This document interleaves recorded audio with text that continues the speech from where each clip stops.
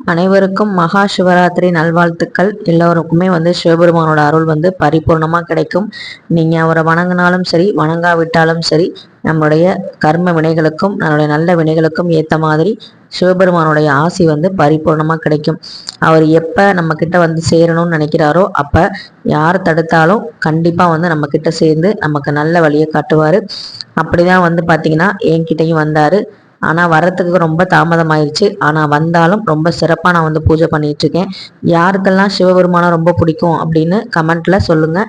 அதே மாதிரி ஓம் நம சிவாயாங்கிற மந்திரத்தை சொல்லுங்கள்.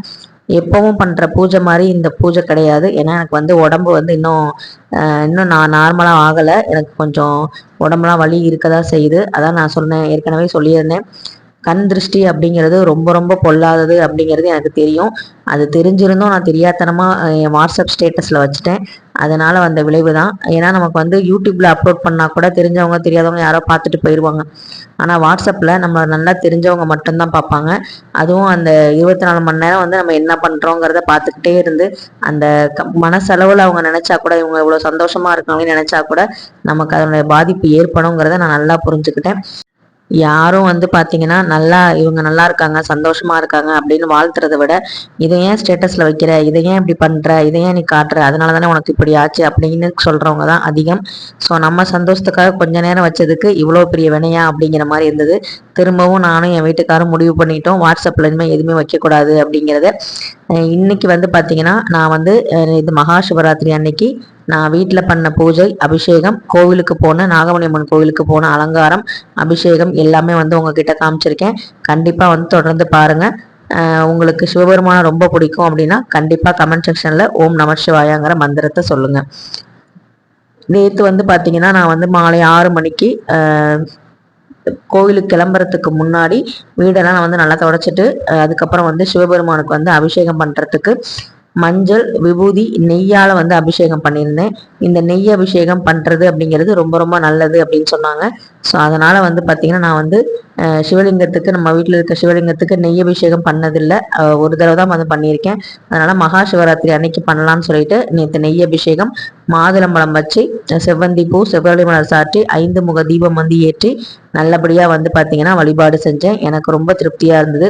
நான் கோவிலுக்கு போயிட்டு வரும்போது எனக்கு உடம்பு சரியாக இருக்கணும் அப்படின்னு நினச்சி தான் நான் போனேன். அதே மாதிரி வந்ததுக்கு இப்போ ரொம்பவே பரவாயில்ல. ஆனால் ஒருத்தவங்களோட கண்ணு பார்த்தீங்கன்னா அந்த கெட்ட எண்ணங்கள் பார்த்தீங்கன்னா நம்ம என்னதான் நல்ல பூஜைகள் செஞ்சுக்கிட்டே இருந்தாலுமே அவங்களுடைய அந்த வக்கர எண்ணங்கள் பார்த்தீங்கன்னா நம்மளை பாதிக்கும் அப்படிங்கிறது 100க்கு 100 உண்மைதான். அதுக்காக தான் பார்த்தீங்கன்னா அப்பப்போ சாம்பிராணி போடுறது, அப்புறம் பஞ்சகவ்ய விளக்கு ஏற்றுறது, அதுக்கப்புறம் திருஷ்டி சுத்தி போட்டுக்கிறது, இந்த மாதிரி நிறைய விஷயங்கள் பண்ணுறோம். ஆனாலும் பார்த்தீங்கன்னா நம்ம சில விஷயங்களை அதை பட்டு தான் ஆகணும் அப்படின்னு விதி இருந்தால் அதை யாராலையுமே மாற்ற முடியாது இல்லையா? ஸோ அதனால் பார்த்தீங்கன்னா நான் நம்புறது கடவுளை மட்டும்தான். எது நடந்தாலும் அவர் பார்த்துக்குவாரு அப்படிங்கிற நம்பிக்கையில் எனக்கு என்ன நடந்தாலும் நீங்கள் இருக்கீங்க கூட, அதனால் எனக்கு எந்த கவலையும் இல்லை அப்படின்னு சொல்லிட்டு தான் நான் பூஜை பண்ண ஸ்டார்ட் பண்ணேன். சனி பிரதோஷம் அன்னைக்கு பையன் அபிஷேகம்லாம் பண்ணிட்டான். அதனாலே எனக்கு ரொம்ப திருப்தியாக இருந்துச்சு. கொஞ்சம் டயர்டாக இருந்துச்சு டேப்லெட்லாம் போட்டனால. மற்றபடி உடம்பு இப்போ நல்லாயிருக்கு. ஸோ பார்த்தீங்கன்னா குலதெய்வ விளக்கை ஏற்றிட்டு நல்லபடியாக இந்த சிவராத்திரிக்கு நாங்கள் கோவிலுக்கு போகிறோம். 3 கால பூஜை நடக்கும் நாகமணி கோவிலில். கண்டிப்பாக எல்லா பூஜைகளையும் நல்லபடியாக கண் விழித்து நாங்கள் இந்த சிவபெருமானை அந்த அவரோட அன்பை பெறணும் அப்படின்னு சொல்லிட்டு தான் நான் கோவிலுக்கு கிளம்புனேன். அதுக்கப்புறம் இன்ஸ்டியூட்டில் டைப் எக்ஸாம் நடக்கிறதுனால மிஷின்லாம் இறக்கி வச்சுட்டு வர்றதுக்கு பார்த்தீங்கன்னா வீட்டுக்கு வர்றதுக்கு அவங்க வர்றதுக்கு 6:30 மணி ஆயிடுச்சு. யோகி போயிருந்தான். அதனால் பார்த்தீங்கன்னா அவங்க வர்றதுக்குள்ள நான் பூஜையெல்லாம் முடிச்சு வச்சுருந்தேன். வந்தோடனே பார்த்தீங்கன்னா கிளம்புறதுக்கு ரெடியாக இருந்தோம். ஸோ நேற்று எங்கள் வீட்டில் சிவபெருமானுக்கு ரொம்ப எளிமையான 3 அபிஷேகம், அதுக்கப்புறம் மாதுளம்பழத்தை நைவேத்தியம் வச்சுட்டு நல்லபடியாக குலதெய்வத்தையும் இஷ்ட தெய்வத்தையும் வணங்கிட்டு பூக்களால் அர்ச்சனை பண்ணிட்டு நான் கிளம்பிட்டேன். நீங்கள் யாரெல்லாம் குலதெய்வம் கோயிலுக்கு போவீங்க அப்படின்னு கண்டிப்பாக கமெண்ட்டில் சொல்லுங்கள். ஏன்னா மகா சிவராத்திரி அன்னைக்கு எல்லா கோவில்களையும் பார்த்தீங்கன்னா ஒரு அற்புதமான சக்தி இருக்கும் கர்ப்ப கிரகத்தில் அப்படின்னு சொல்லுவாங்க. அதனால தான் சிவலிங்கத்துக்கு அபிஷேகம் பண்ணுறாங்க. அந்த அபிஷேக தீர்த்தம் நம்ம தலையில் பட்டாலோ நம்ம உடம்புல பட்டாலோ நமக்கு ஒரு நல்ல ஒரு பாசிட்டிவான வைப்ரேஷன் கிடைக்கும் அப்படின்னு சொல்லப்படுது. அதனால தான் நிறைய பேர் கோவிலுக்கு போகிறாங்க. போக முடியாதவங்க பார்த்தீங்கன்னா வீட்டில் இருந்தே நம்ம 108 தடவை ஓம் நமச்சிவாயாங்கிற மந்திரத்தை சொன்னாலும் சிவபெருமானோட அருள் வந்து பரிபூர்ணமா கிடைக்கும். ஏன்னா நம்மளுடைய சூழ்நிலைகள் என்ன, நம்மளுடைய நிலவரம் என்ன அப்படிங்கிறது அந்த நம்மளை படைச்ச அந்த சிவனுக்கு கண்டிப்பா தெரியும். அதனால வந்து நம்ம கோவிலுக்கு போக முடியாத சூழ்நிலைக்கான காரணமும் அவருக்கு தெரியும், கோவிலுக்கு வர்றதுக்கான காரணமும் வர வைக்கிறதுக்கான காரணமும் அவருக்கு தெரியும். அதனால யாரும் வந்து வருத்தப்படாதீங்க. கண்டிப்பா வந்து நாகமணி கோவில்ல பண்ண அபிஷேகங்கள், அலங்காரங்கள், ஆராதனைகள் எல்லாமே நீங்க வந்து பார்த்து சந்தோஷப்படுங்க. எங்க இருந்து நினைச்சாலும் கடவுள் நம்மளை வந்து ஆட்கொண்டு நல்லபடியான வழியை வந்து காட்டுவாங்கங்கிறதுல எந்த சந்தேகமும் இல்லை. இப்ப நல்லபடியா வந்து சாமி கும்பிட்டாச்சு. ரொம்ப வந்து பார்த்தீங்கன்னா காலையிலேருந்து எந்திரிக்க முடியுமா, நம்ம போய் சிவராத்திரியில் போய் உட்கார முடியுமான்னு நினச்சேன்.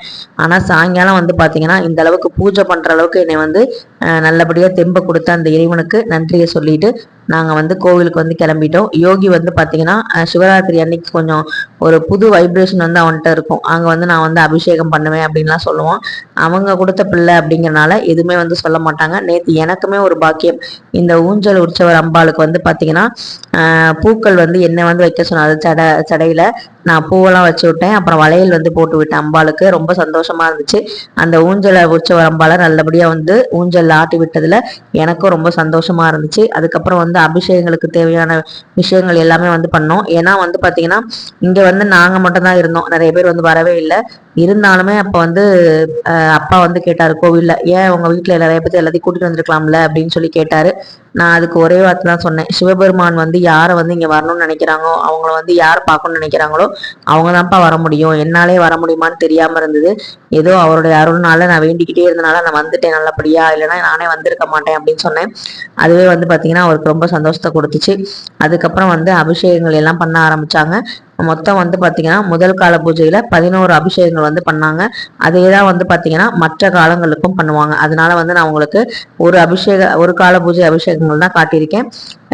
திருமஞ்சனம், மஞ்சள், அரிசி, பச்சரிசி மாவு, அதுக்கப்புறம் வந்து பஞ்சாமிர்தம், பழங்கள், பால், தயிர், அதுக்கப்புறம் இளநீர், நெய்யால வந்து அபிஷேகம் பண்ணியிருந்தாங்க.